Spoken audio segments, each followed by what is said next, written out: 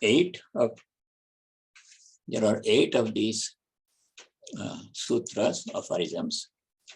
The first one of them is about the certainty of the existence of God. Many people have the question, is there something like God? Is God is there, or is it a fictitious something? So that question arises in the minds of many people. And we have several levels of evidence or proof to show the existence of God. The primary evidence for all the Hindus, Sanatana Dharma people, is our Shruti. Shruti means the Veda, one particular part of the Veda called the Upanishad. We take it, we assume that as an axiom, whatever is mentioned in the Upanishad must be true because it was revealed by the Lord himself. The statements in the Upanishad are called Apaurushaya. Purusha means a human being. Apaurushaya means no person sat down and composed these things. It was revealed to the ancient rishis in their deepest meditation. So that is the first level. Because it is in the Upanishad, it must be true. But still, doubt remains. The second and the most convincing proof for the existence of God is our own experience. If I myself personally experience the presence of God, then I will have no more doubt. If somebody says God exists, then I have some room for some doubt, some questioning. I must myself, each one of us, that means each one of us, if we experience directly the presence of God, then we will have no more question. That's called pratyaksha. Pratyaksha means direct, not coming through somebody. How to get that pratyaksha direct experience? Sri Ramakrishna has given detailed instructions. And whatever teaching he gave is based on his experience. He was not a scholar. He did not even complete primary school. And he used to listen to the discourses of the wandering monks in Kamarpur, where he was growing up in Bengal. And he could remember, absorb all the teachings by carefully listening to that. Yet that phenomenal memory and a deep insight that once if he heard something, it would be permanently assimilated in his mind.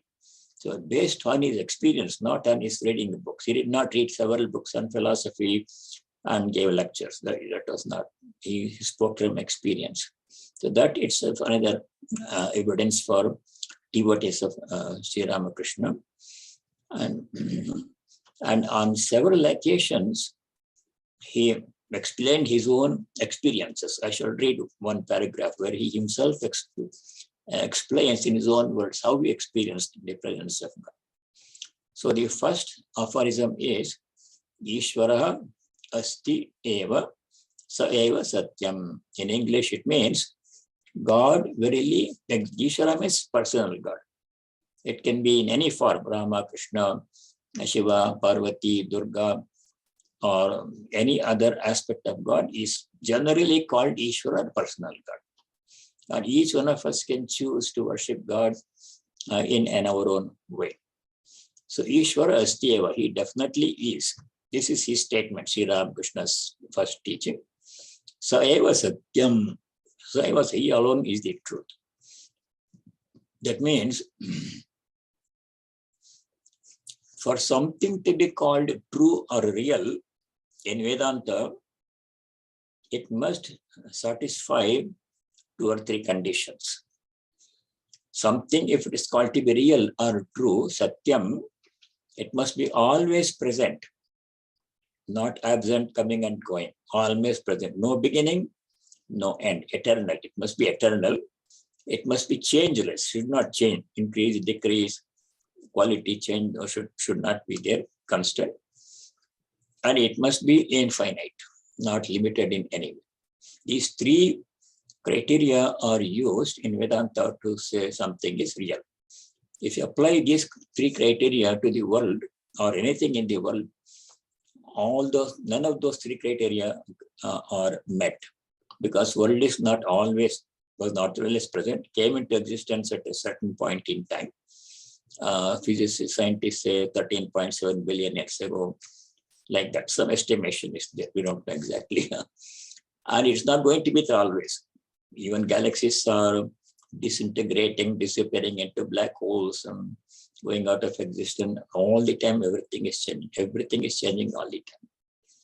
And it's not always present. Therefore, the world, though it appears to be so real that we are experiencing good, bad, pain, pleasure, seeing other people, everything we are watching, still it is not, in Vedantic sense, it is not real. But God alone is real. He is always present, eternal, infinite, unchanging, beginningless, endless. Pure consciousness, not material in nature. That's how God is described in the Upanishad. In the Taittiriya Upanishad, one of the major Upanishads, there's a very famous statement called Satyam Jnanam Anantam Brahma. Brahman, ultimate reality, is Satyam, is always present, no beginning, no end, no change, infinite, eternal. Jnana. Jnana means it is conscious. It is not unconscious material. It is spiritual in nature, as opposed to material, physical, material, or spiritual. God is spiritual in nature. It does not have a particular shape or name or form like this. For example, if you take a table and chair, it has a definite name and form, some substance, material of which it is made, but God is pure consciousness. So that is how Sri Ramakrishna experienced. When Swami Vivekananda was a young man, he was known as Narendranath, before he became Swami Vivekananda. So he went to Sri Ramakrishna and asked him, "Sir, have you seen God?" So Narendra asked that question of many other people, scholars and professors. Nobody could definitely say yes. They all would give long lectures about God, but no one was able to say, "Yes, I have seen God." So he kept on asking, hoping to find someone who had seen God.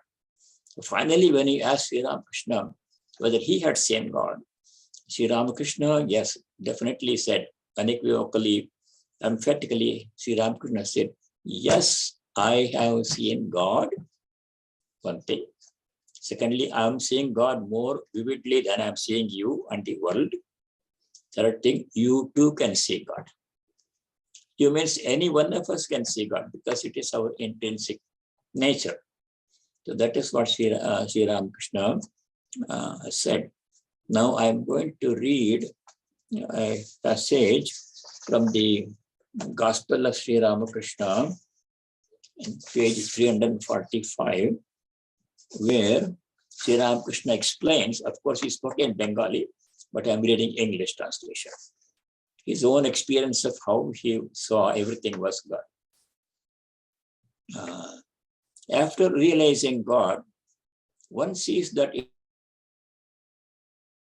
is God himself who has become the universe and all living beings.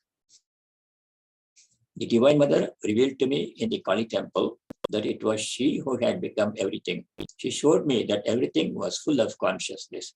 The image was consciousness, the altar was consciousness, the water vessels were consciousness, the door sill was consciousness, the marble floor was consciousness, all was consciousness.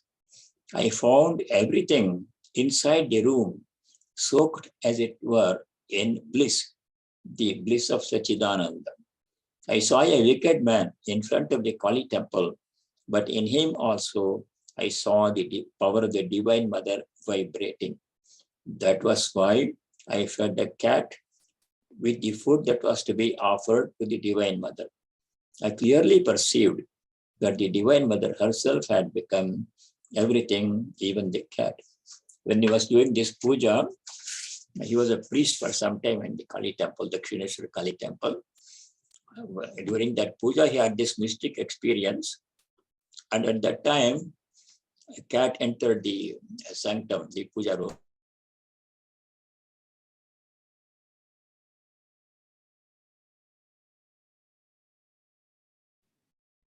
Maharaji, it seems like you have muted yourself.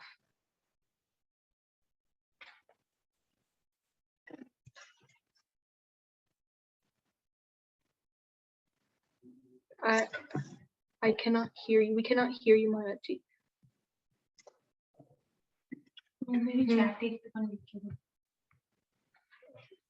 But you were on mute, I believe.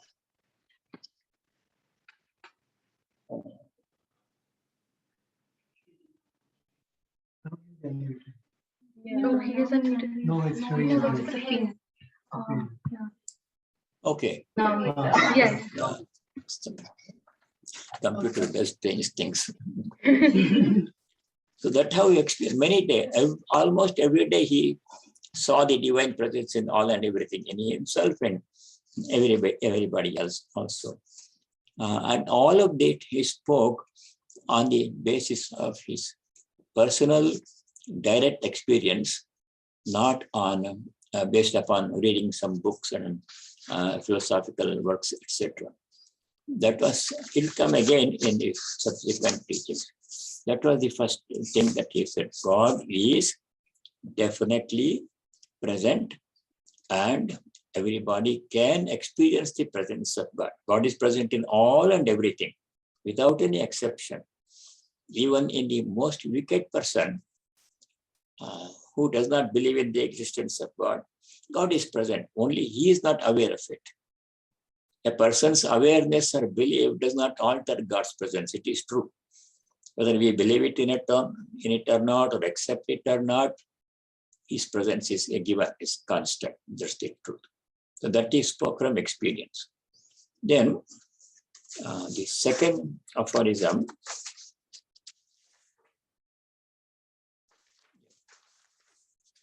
is tam drashtum tena sa alapam kartum cha sadhyam. Drishti means vision, seeing. Tam drashtum, to see God. Tena sa, with him, with God. Alapam means conversation. Thus we are doing conversation with each other in the same way.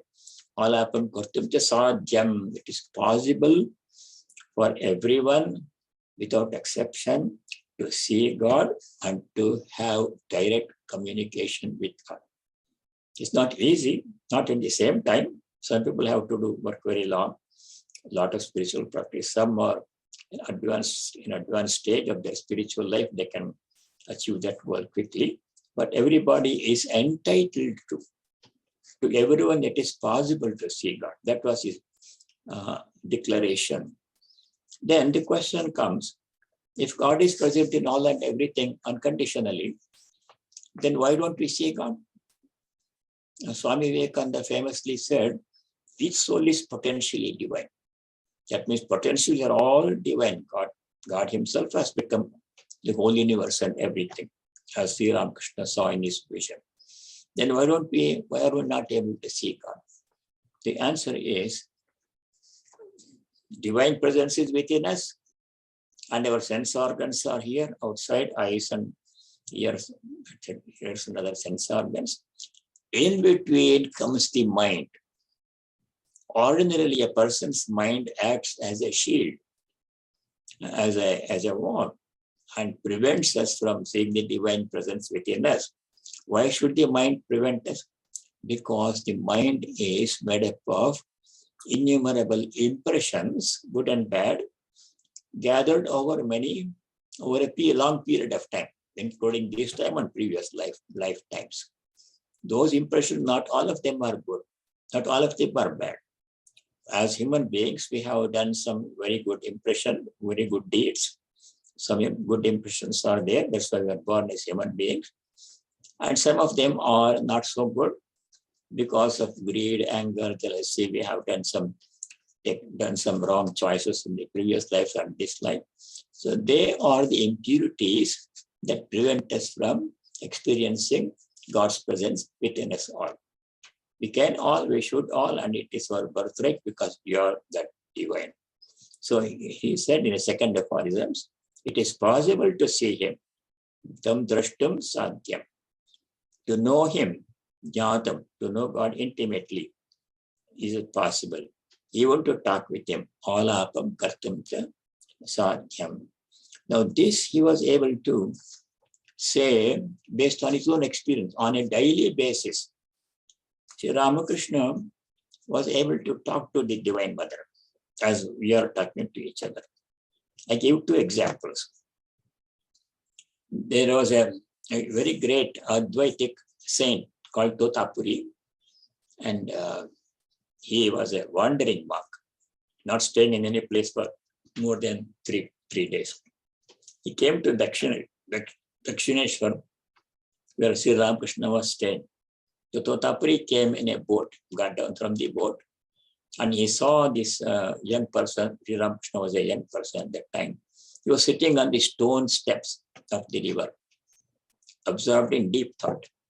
Now Totapuri asked him, do you like to study Advaita Vedanta with me? If you're interested, I can teach you. Sri Ramakrishna said, like a very young person, innocent person, I have to ask my mother for permission. If my mother says, you can learn from you, I will be happy to learn from you.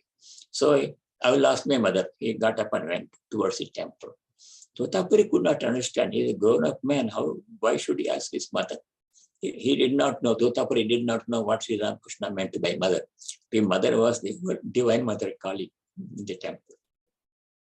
He went, and after a few minutes, he came back and said, yes, my mother said, I can learn Vedanta from you, Advaita Vedanta, and she told me that you have come here to teach me.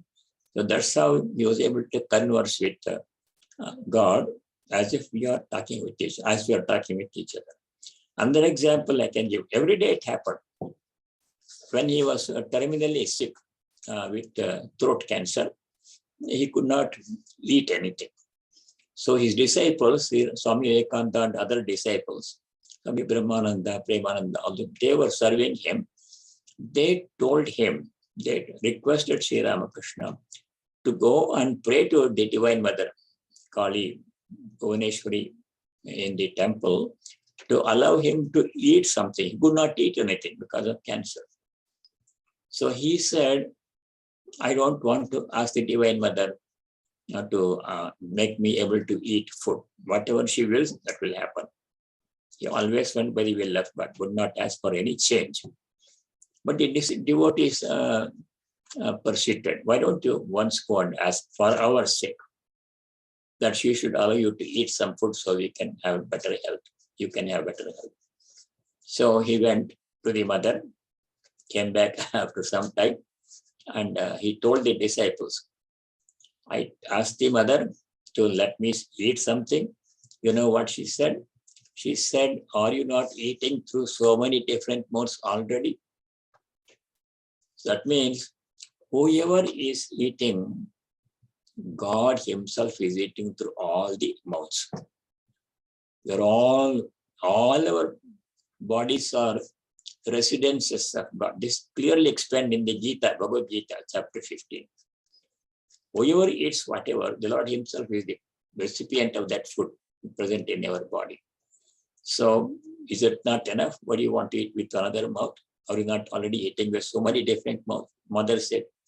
So he said, no, just what she said, I can't ask her to make me able to eat. So like this, on a daily basis, he was able to converse with the Divine Mother as we are conversing with each other. On so many occasions, he said this to his disciples. One day he said, there were several disciples that gathered. And he said, I see Rama in all things. You are all sitting here, but I see only Rama in every one of you. That was his experience. And he said it is possible, possible for everyone to see the presence of God, experience the presence of God, and know God intimately. That was his second teaching. The third teaching, third sutra is Ishvara Darshanam Sakshatkarascha Jivanasya Laksham. Laksham is goal. Jivanasya Laksham is the goal of life, human life. Is what? Not worldly enjoyment, not acquiring name and fame, property, entertainment. They are not the goals of life. The goal of life is Ishvara Darshanam Sakshatkarascha. So see God vividly, clearly, directly, not hearing about others. And Darshanam sakshatkara, to intimately know God, sakshatkar, to experience the presence of God. That is the goal of life. Many people are not aware of this. Our ancient rishis thought about the goals of life. We are born as human beings. What are we supposed to do? We are going to be here for 70, 80, 90 years. And what is the goal of life? So the rishis came up with 4 goals. It's called Chaturvarga, 4 Purusharthas: Dharma, Artha, Kama, Moksha. Dharma is the basis of life. Everything we do, say, and think must be in accordance with Dharma. If you do anything adharmic by thought, word, or speech, that will bring us a lot of suffering. So Dharma is the basis of human life. Second and third things, Artha, Kama, those are worldly goals. Artha means money, acquiring some money is necessary for life. We should not be indigent and living under it. We should have reasonable resources earned through dharmic means. We should have a fairly good place to stay, clothes to wear, food to eat, and other things we need. For that, we need money. Therefore, to make money is necessary. So, but this money is not the goal of life. It only facilitates us to have some decent lifestyle. The third thing is Kama. Kama means all kinds of desire. Kama means desire to be happy. How do we find happiness? Generally, ordinary people find happiness in worldly things. Ordinary people find happiness in relationships, marriage, children, family. They find happiness, try to find happiness. Then they try to happiness find in property, possession, money, and other property. They're trying to find happiness in possession. Then they try to find happiness in other pursuits like entertainment and sports and many, many different kinds of things people do to find happiness. But Vedanta says to find happiness in these things, worldly possessions and relationships and entertainment, etc., is a very limited goal and does not give unlimited happiness. The happiness we get from these things is severely limited in time. It comes and goes.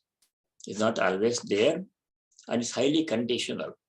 We should be able to experience happiness from some objects or other person or property. If a person is old and very sick, so many things are there, food is there, cloth is there, car is there, people are there, but you can't enjoy. So it's conditional. So that is not the goal of life. That's necessary to some extent to have place to stay, money, etc. But that's not the final end of life. So what's the final end of life? Dharma, Artha, Kama, Moksha. Moksha means liberation. Liberation from what? Liberation from all limitations, liberation from all suffering, liberation from the cycle of birth and death, and total communion with the divine, with our true self, which is God. That is liberation, moksha or mukti. That is the goal of life. What about other things? To the extent necessary, possible, but they are not the main goals of life. In the Kathopanishad, there's a story of a little boy called Nachiketa. That Nachiketa went to the abode of Yama. The story is long. I will cut short the story. And Yama asks him, what would you like to have? And Nachiketa asks him 3 boons. The first 2 are not of interest to us. The third boon Nachiketa asked was how to know our true divine nature and experience infinite eternal happiness. Unconditional, unchanging, eternal happiness. To test Nachiketa's resolve, Yama offers him all kinds of things. He offers him, he's a little boy, Nachiketa, Yama, the god of death. He says, I'll give you a long life.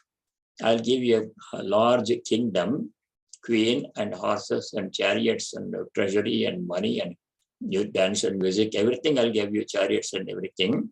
Why not to take all those things and don't worry about death, what happens after death? Because you are still young and you don't have to worry. I'll give you a long life. Nachiketa has firmly rejected all those things. Nachiketa, though was a young boy, had this wisdom that these things that Yama was offering, they are not permanent. They are highly conditional. They come and go. And even if they are there, a time will come in our life when we won't be able to enjoy those things because body is not in a good condition to enjoy. So firmly, Nachiketa rejects all those things. He seeks only knowledge of the self. That's what truth is, knowledge, true, unending, unconditional happiness. That is the goal of life. Ishvara Darshanam, seeing God, Sakshatkarasya, realizing God, Jivanasya Laksham, the goal of human life. Human life is the only precious gift, very precious gift that we already have, in which we can achieve God realization. As animals or plants or any other being, we can't achieve God realization. So that is the third teaching. The fourth teaching of Sri Ramakrishna was Taddarshanena Sakshatkarena cha Sarvam Kartam Sarvam Praptam. What happens if you realize God? Right now, it's a very vague notion in our mind, God realization. We don't know anybody who's realized God. We heard about God so many times. Everybody talks about God, but what is it? What happens when we realize God?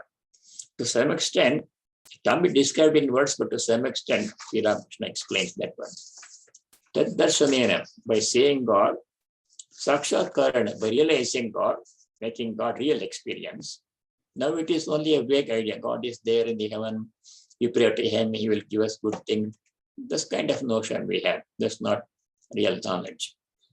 Taddarshan, Sakshatkarana, by realizing God really as He is experiencing God. Realizing means experiencing God. Sarvam Kritam, Sarvam Praptam. Everything that you can achieve in human life will have been achieved.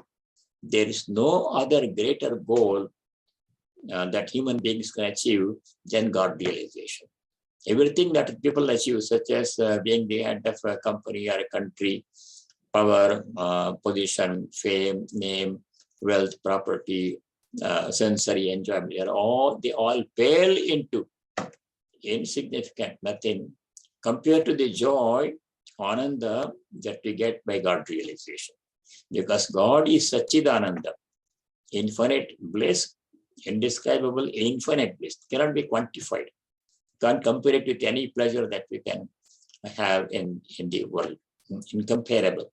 Infinite joy, ananda, eternal, not conditional, does not come and go, always is there. Worldly pleasures they come and go. That is explained in the Bhagavad Gita. The temporary and conditional nature of worldly pleasures is very limited. It comes and goes. Even when it is there, it is conditional.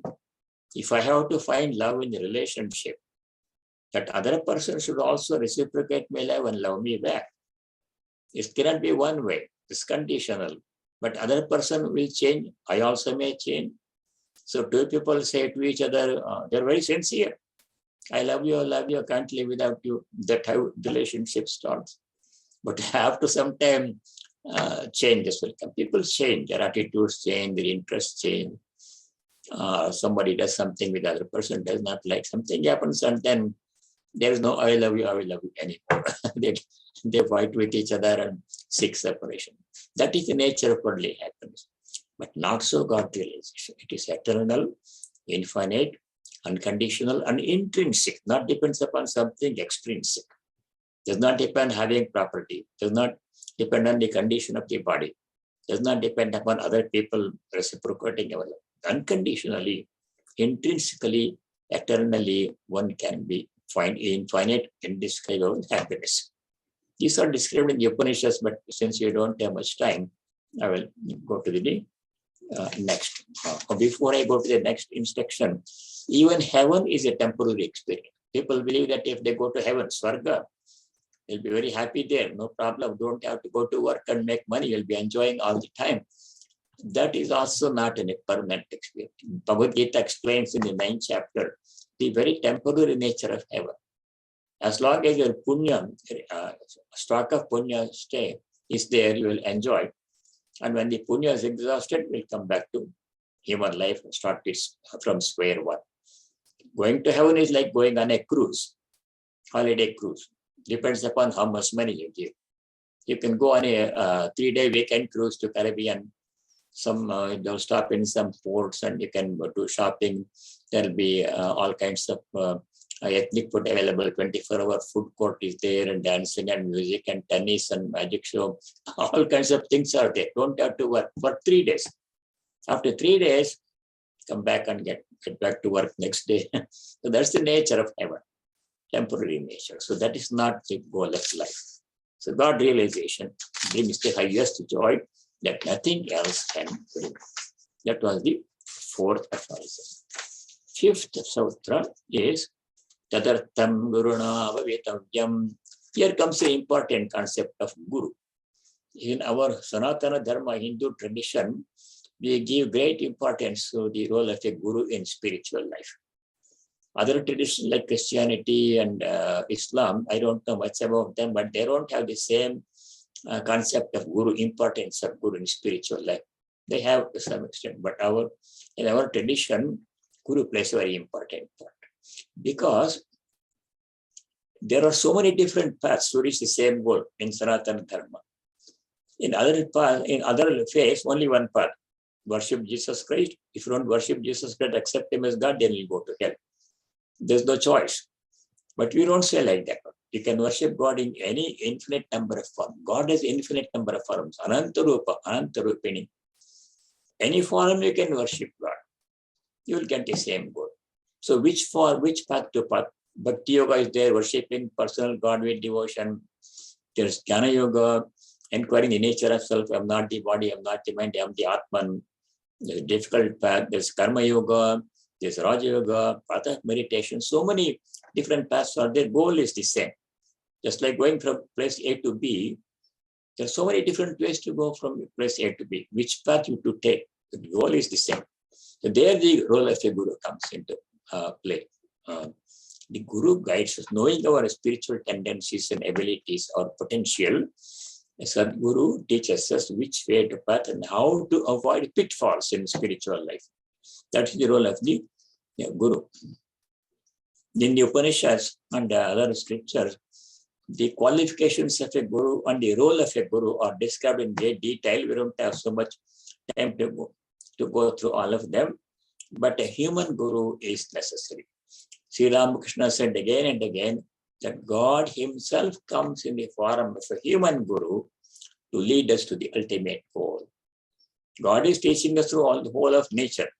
Everything in nature is teaching us Vedanta. We don't have the perception to get the lesson. For example, you see trees, everybody sees trees everywhere all around. The tree is teaching a lesson. We don't know. We just ignore. What is the tree teaching us? Round the clock it is teaching us. Tree teaches us forbearance, titiksha.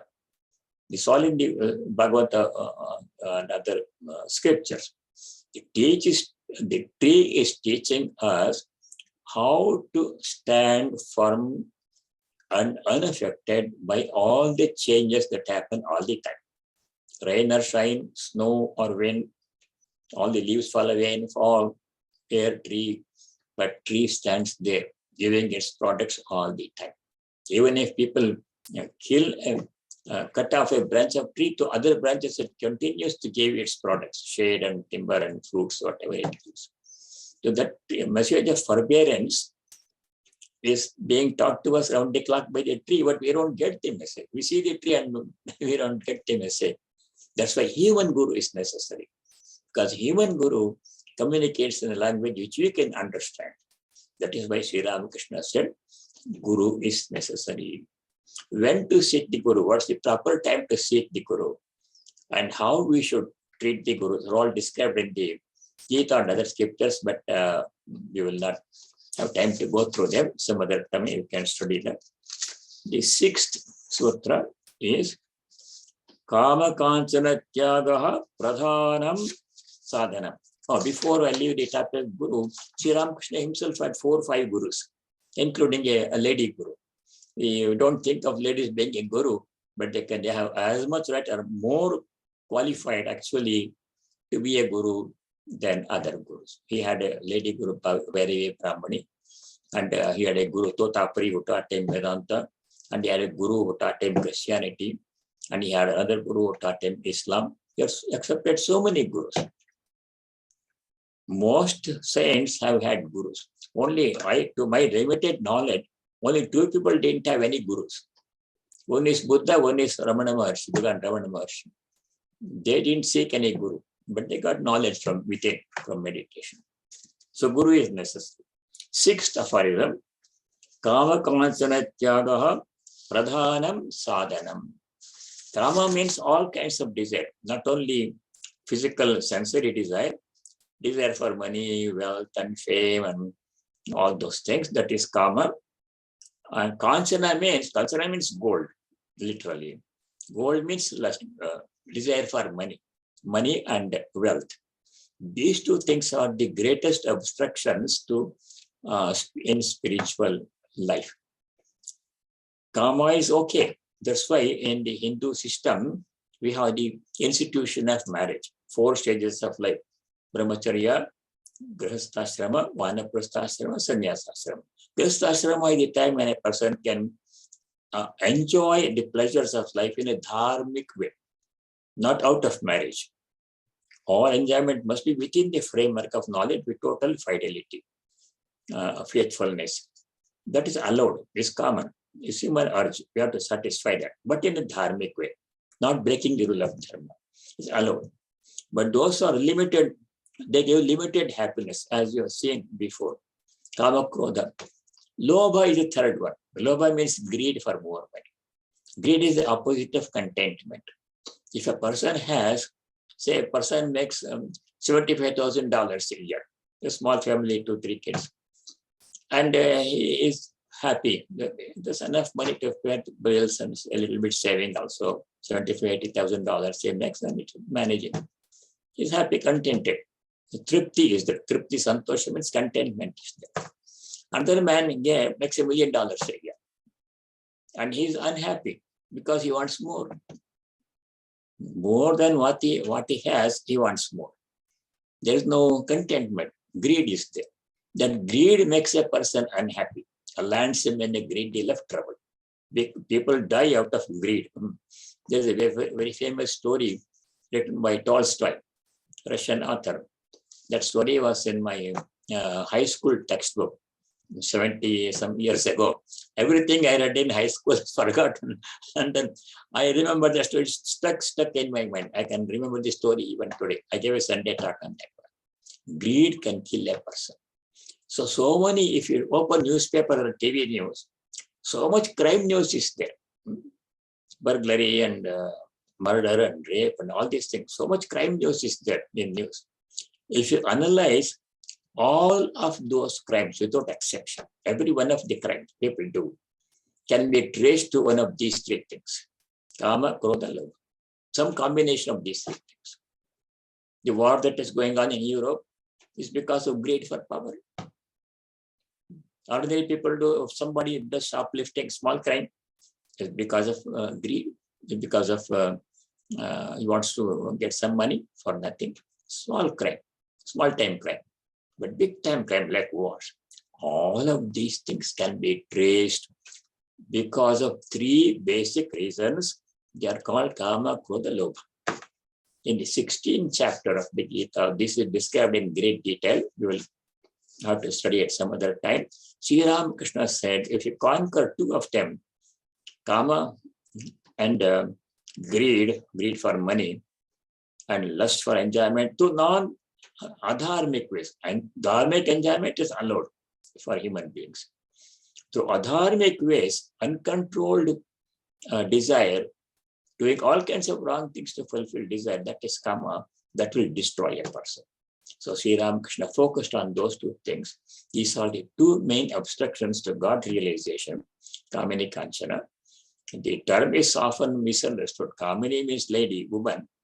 Woman is not the problem. Woman is Divine Mother herself. Our scripture says all women are Divine Mother herself.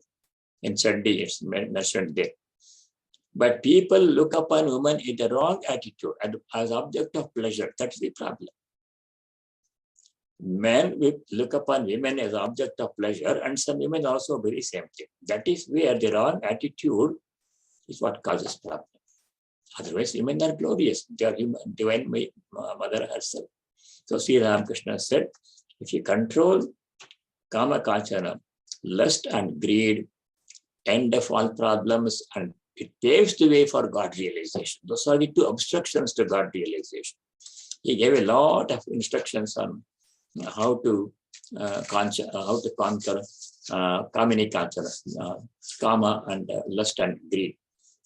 Briefly, repeating name of God, doing japa, and prayer to God, and exercising viveka, discrimination between right and wrong, good and bad, real and real, and holy company, company for people, and other things. They all help us to reduce kama and greed.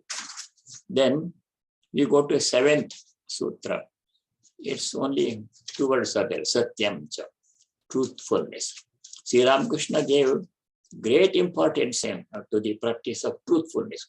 Under no circumstances should a person say something that is untruth. He specifically gave the instruction to business people. In the gospel, you can read that one, Kathamrita, you can read.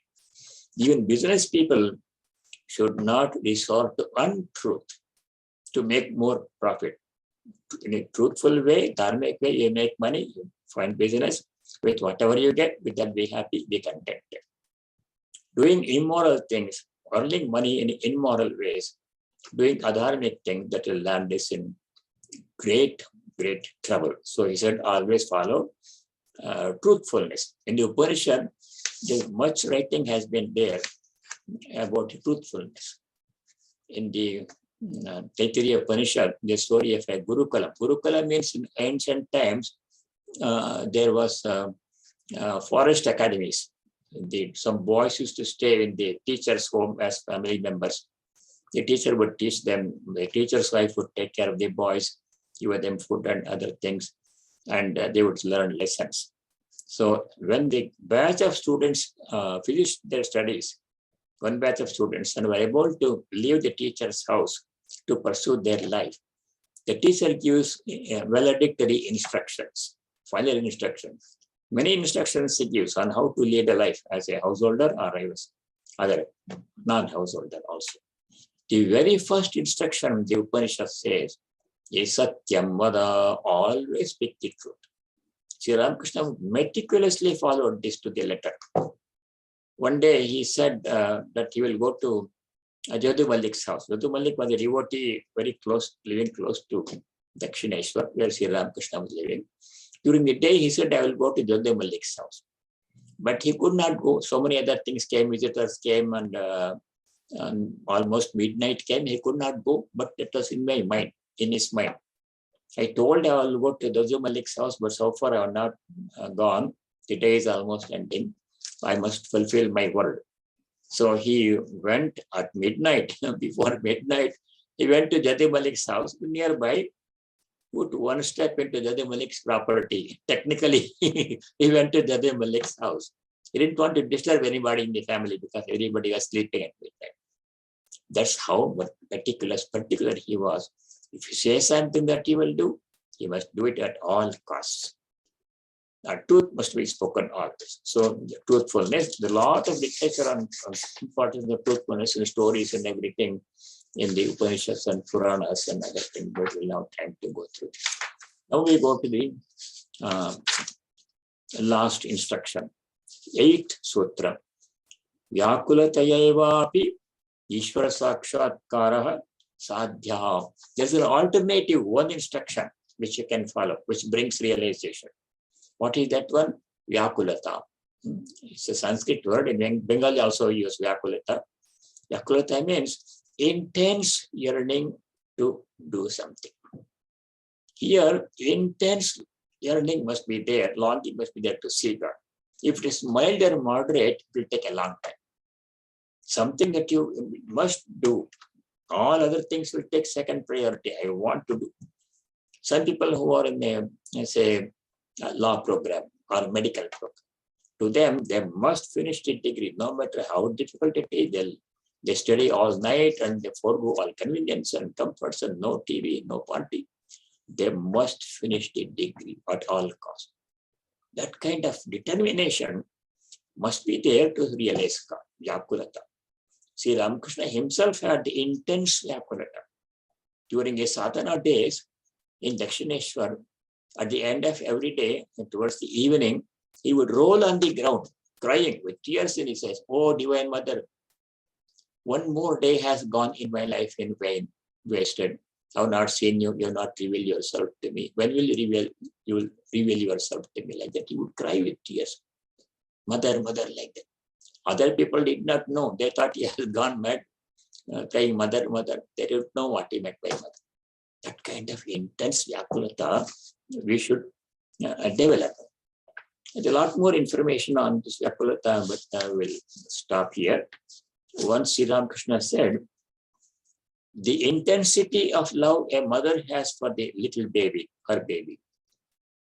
She is the most important thing for the mother is the baby. Secondly, for a miser person, collects money. Most important thing is money. Everything else will become later. Family, job, health, everything. Money first. Intense longing for money. It's not healthy. Third thing is a young wife, husband, wife are there. Their love for each other is so intense.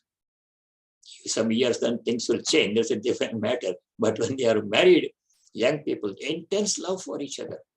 Each one is always thinking about the other, even at work. That intensity of all these three kinds of love, if you combine and direct them towards God, you will see God immediately. So in this way, Sri Ramakrishna gave simple instructions. Most of them, all of them are doable. They don't require us to go to the forest and change your dress and live in a hermitage. They don't require any of. You can stay where you are in your own home. You can keep your own job. You can go to work every day. You can take care of your family, children. You can enjoy in a dharmic way.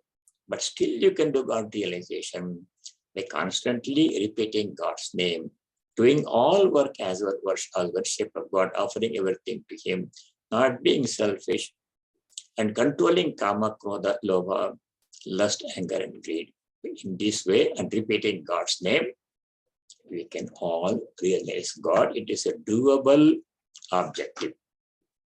So this is the essence of, there are a lot more details which I am not able to cover, but thank you for giving the opportunity. And the 8 aphorisms are published in their article in the journal Vedanta Kesari. Vedanta Kesari is one of the articles Swami Vivekananda started during it. It's still continuously going on for more than 100 years, published from Chennai. Prabhupada Bharata Vivekananda Vedanta Kesari. There in the December 2011 issue of Vedanta Kesari, you can note it down and get it from the internet. December 2011 issue of Vedanta Kesari, you can find this article, Swami Harshananda. I am just summarized the article. Thank you for the opportunity. Let me say the closing prayer. Om Sarve Bhavantu Sukhinah, Sarve Santu Niramaya, Sarve Bhadrani Pashyantu, Ma Kaschid Dukkha Bhag Bhavet. Om Shanti Shanti Shanti. Om, may all be happy. May all be free from diseases and other problems. May all realize and practice what is dharmic and noble. May no one be subject to any kind of misery. May there be peace and joy in our hearts, Adhyatmika Shanti. May there be peace and harmony amongst all beings, no hatred, no ill will, Adi Bhautika Shanti. May there be peace everywhere in nature, Adi Devika Shanti. Hari Om Tat Sat. Sarvam Sri Ramakrishna Arpanamastu. Yeah. Thank you so much, Maharajji, for gracing your presence, for giving us your time and knowledge. We all truly feel so blessed. Yeah. God bless you. Thank you for the opportunity. Thank you.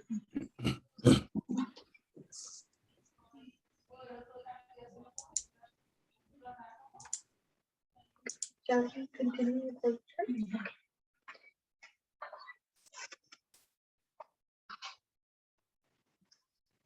So, starting our program, we first have Kaku and Kakima's speech.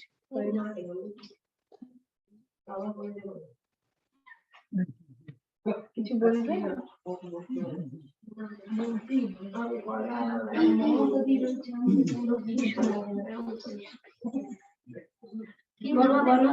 ঠাকুরের প্রণাম মন্ত্র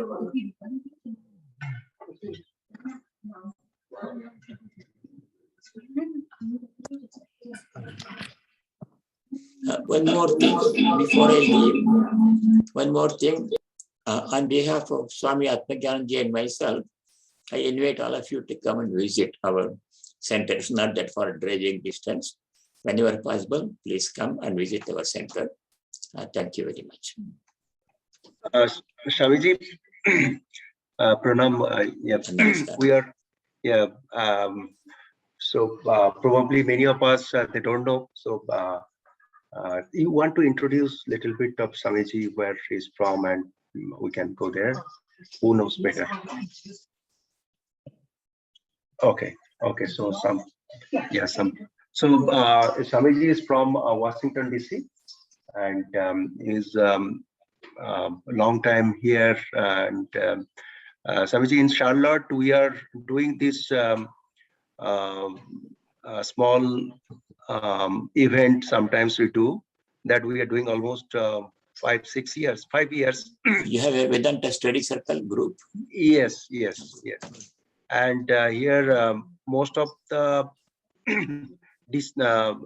persons are disciples of Swami Satmananda Ji. Very good. And we would love to have you sometimes in Charlotte. So God willing. And we want to get your blessings. So once that this COVID situation will go away, definitely consider your visit to us. You can talk to Swami Atmagyananda Ji. He's our head Swami here. Something will work out. He's going to Raleigh in 2 weeks from now. He goes to Raleigh every now and then. Yes. So he can stop by in Charlotte. Sure. Program or something. Ishrat Manji, I know very well. I used to stay in Chicago Center when he was there. Oh, very fantastic, very good teacher. Okay, great. In Charlotte, almost more than 25 people are disciples of Ramakrishna Order.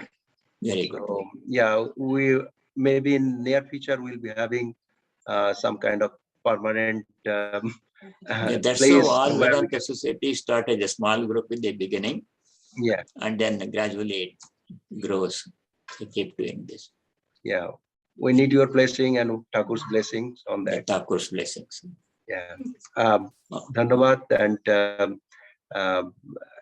we'll be doing amongst ourselves some of the participants, they wanted to tell something. So we'll be continuing. You're most welcome to listen. Okay, you go ahead with the program. Okay. Yeah. Namaskar. Namaskar.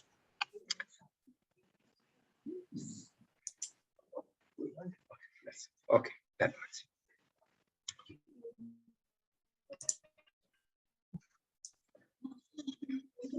So, you want to, you're ready, correct?